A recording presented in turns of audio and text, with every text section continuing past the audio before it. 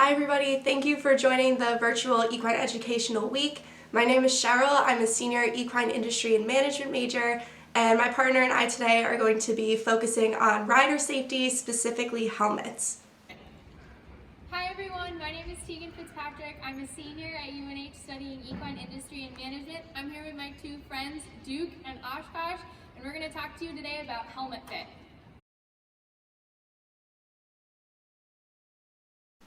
So now we're going to start addressing helmet fit. So it may seem like a minor detail, but for female riders, depending on how you want to wear your hair with your helmet, can actually have a drastic change in how the helmet fits your head. So if you want to put your hair up in a hairnet, it's going to take a lot more space up in the helmet and you'll need a bigger size versus wanting to wear your hair down in a low ponytail. So in case you don't believe me about how much a difference your hair can make in the fit of your helmet, we're going to do a little test. So as I said earlier, my Sam Shields that I have on right now is fitted to have my hair up for when I'm competing.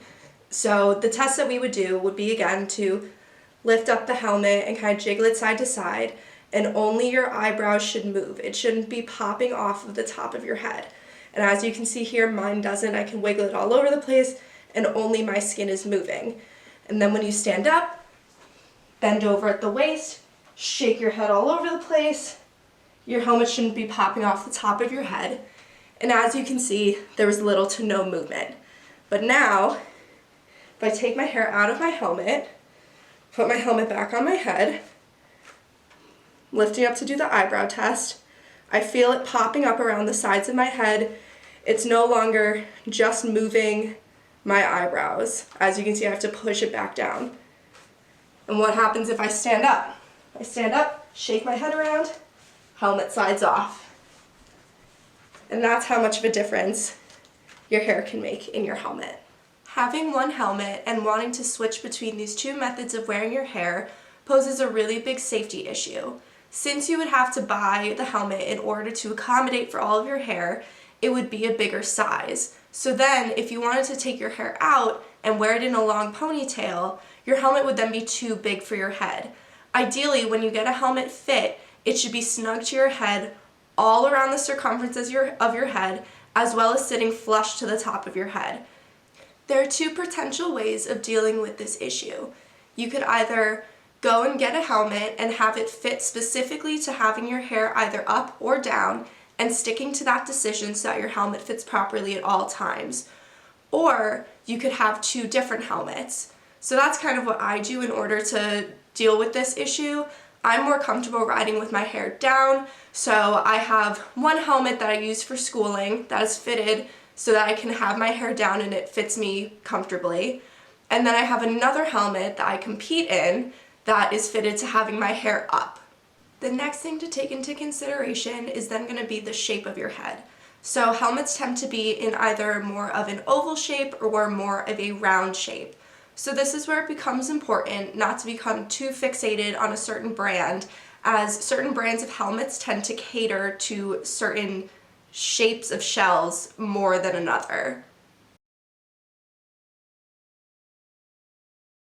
So depending on the type of discipline and riding level that you are at can determine the type of helmet that you decide to buy. Here I have two examples of a medium-end helmet and a high-end helmet. When you're a child, you can get a different type of helmet which has more of a plastic outer shell. They're a little bit cheaper, and a lot of them have a dial on the back that helps with adjustability. The more expensive helmets will have to be fit to your head to make sure that you have the right fit for safety. Once you've figured out what helmets you're interested in trying, or the professional has figured out what helmets will best fit your head, they will then begin to measure the circumference of your head. This is done by using a flexible measuring tape, usually on the centimeter side, and it goes along the top of your eyebrows, close to the top of your ears, and around your head in a straight line. Different brands have different methods of conversion charts, so that measurement is going to correlate to a certain size in different brands. Once you have found the right circumference, you should make sure that the helmet touches the top of your head, as well as fitting snugly around the whole circumference of your head. You want to make sure that there aren't pressure points up at your forehead, by your temples, or by the back of your head. The helmet should come down towards the top of your eyebrows and should come down as far as possible at the back of your head, protecting your whole skull. Once you feel like your helmet is properly secured to your head, you should be able to bend over at your waist without the chin strap done up and shake your head from side to side, and your helmet should not fall off. That means that it's the proper tightness around your head and it's the proper depth so that it's able to stay securely on your head. Next is fitting the chin strap. This is important because the chin strap is what keeps your helmet in place in the event of a fall. You should be able to fit one finger between the chin strap and the bottom of your chin. You still want to be able to open and close your mouth, but your helmet shouldn't be able to slide off of your head with the chin strap secured. Now I want to talk about different helmet materials. The image above shows 4 different brands of helmet from least expensive to most expensive. I got the prices from Dover Saddlery online since it's a common way to purchase a lot of your equipment. Included is the price for a standard Sam Shield Shadow Mat helmet. Mine is slightly different because of the crystals that have been added to it. So, what are all of these helmets made out of that make them such different price points? When your helmet is made, it has an expiration date that they put on the inside tag. On the inside of my Sam Shield, if you lift this gray flap, it shows the date that it was made, which this helmet was made in February of 2017. Helmets have an average lifespan of 5 years. And the reason why they say 5 years is to lowball it, because the material that's on the inside that protects your head upon impact slowly degrades over time. And the more that it degrades, the less that it's going to protect your head in case of a fall. So they suggest that after 5 years, you buy a new helmet, or if you experience a really bad fall where the helmet is impacted on the ground, to damage the foam. So now I want to talk a little bit more about the outer layers of plastics on the helmets. So I dug a little deeper onto the websites of the helmets that I have provided today to find what their helmets are made out of. On the Charles Owen website, they state that the majority of their helmets are made out of a fiberglass material on the outer shell. Sam Shield says that their helmets are made out of a high-quality polycarbonate. And similarly, 1K is made out of a polycarbonate and an ABS composite. I didn't find anything on the Troxel website about what their helmets are specifically made out of. They more went into detail about their shore fit technology, their dial fit technology, the flex visor, all kind of the added bells and whistles to their helmet rather than the material itself. The only material they touched upon was the Duratec, but that is not the case for the helmet that we have today. That's not the material that it's made out of, I'm almost positive. So not much information was provided there for me to share with you.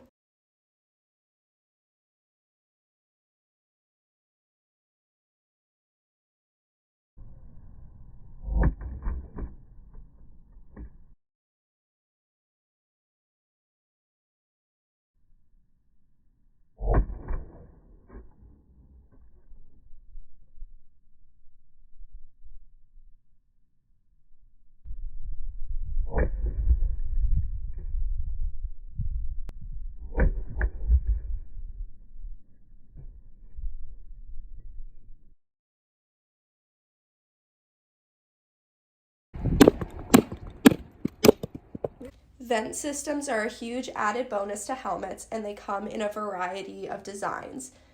As you can see in the image above, the Troxel has very visible vents. The only thing that is protecting your head in the case of something going through one of those large vents is a very thin mesh material of the liner, whereas in the Sam Shield and in the 1K, they have ventilation systems that are enclosed either by a protective material or by the helmet shell itself. Another amazing technology is the MIPS technology. This stands for Multi-Directional Impact Protection System, which can provide protection against concussions and other traumatic brain injuries. As of right now, there are 3 brands that create helmets with MIPS technology. These would be Charles Owen, Trauma Void, and Tipperary. MIPS also takes into account the fact that most of our falls occur at an angle and at high speeds, rather than just falling straight down onto the top of our head. The CheshireHorse.com does a great job of discussing how the MIPS technology mimics an action that our body already does. When we fall, our scalp slides to reduce the effects of the impact on our brain. However, it can only stretch so much until it reaches its limits and the brain will continue to move in the skull. The special MIPS layer is found between the comfort padding of the helmet and the dense foam layer of the helmet.